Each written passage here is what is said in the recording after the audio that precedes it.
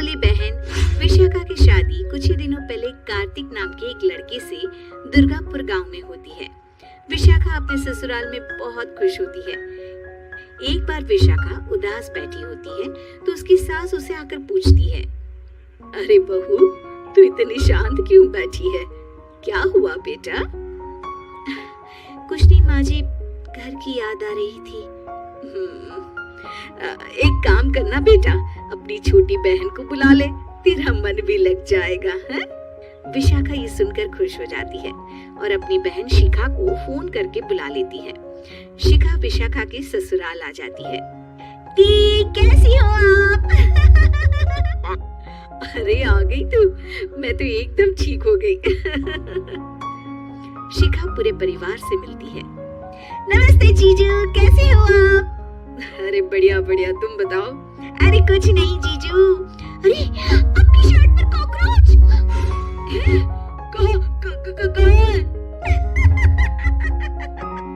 Sorry जीजा जी। शिखा, आते ही तूने शैतानी शुरू कर दी, चल कमरे में। अगले दिन विशाखा रसोई में खाना बना रही होती है और तभी वहाँ शिखा आकर उसे पीछे से डरा देती है। विशाखा डर जाती है और शिखा हंस पड़ती है।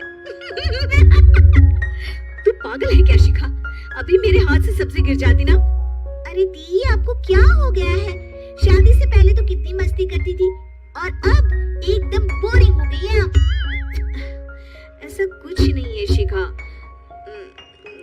वो तो शिखा, चूहा!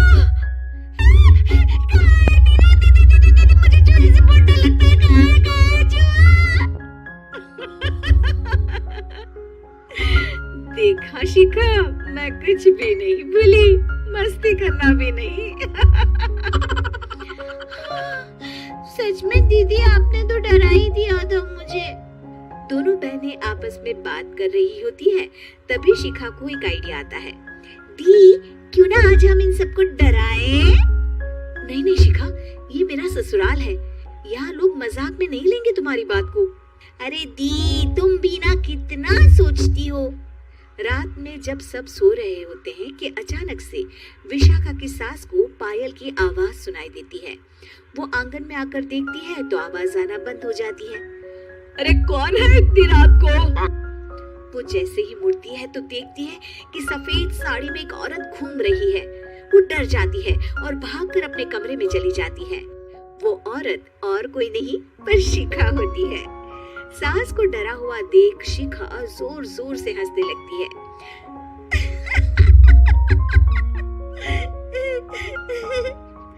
अगले दिन शिखा ये बात विशाखा को बताती है।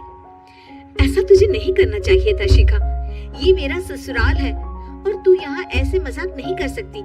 किसी को पता चल गया ना तो हमारी तो शामत आ जाएगी। अरे कुछ नहीं होगा दी, मैं तो सोच रही हूँ कि आज अच्छे से मेकअप भी कर लूं तो और ज्यादा मजा आएगा। शिखा वहाँ से चली जाती है और विशाखा की सास ये सब सुन लेती है। ओह, तो ये सब शिखा का करा धरा है। रात में जब पूरा घर सो रहा होता है तो शिखा फिर से मेकअप करके आती है और पायल की आवाज फोन से बजाकर टहल रही होती है घर में। तभी उसके ससुर आ जाते हैं। शिखा जैसे ही उनको डराती है वो अचानक से गिर पड़ते हैं और बेहोश हो जाते हैं। शिखा ये देखकर डर जाती है। अरे अंकल जी, क्या हो गया आपको? जीजू जल्दी आओ, अंकल जी उठिए ना। सारे घर वाले वहाँ आ जाते हैं। अरे पापा, क्या हो गया आपको? क्या हुआ शिखा, ये बेहोश कैसे हो गए? अरे तूने डराया क्या इन्हें ये चुड़ैल जैसा मेकअप करके? हैं? आंटी जी, मैं तो बस मजाक कर रही थी, मुझे नहीं पता था कि अंकल इतना ज्यादा शॉक्ड हो जाएंगे।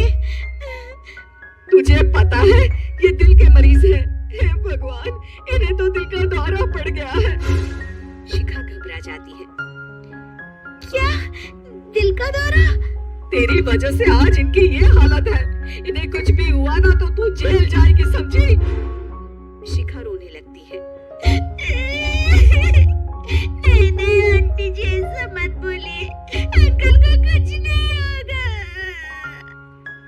तभी ससुर को छींक आने वाली होती है।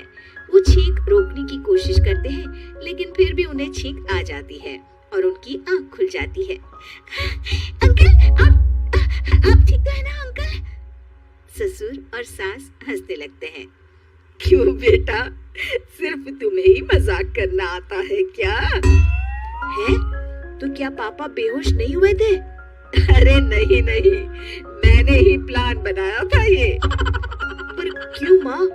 क्योंकि विशाखा को लगता है कि ये उसका ससुराल है, उन्हें ऐसी मजाक वाली बातें पसंद नहीं आएगी। पर उन्हें ये नहीं पता कि अगर ये दोनों बहनें शेर हैं तो हम भी सवा शेर हैं। ये तो बिल्कुल सही कहा आपने आंटी जी।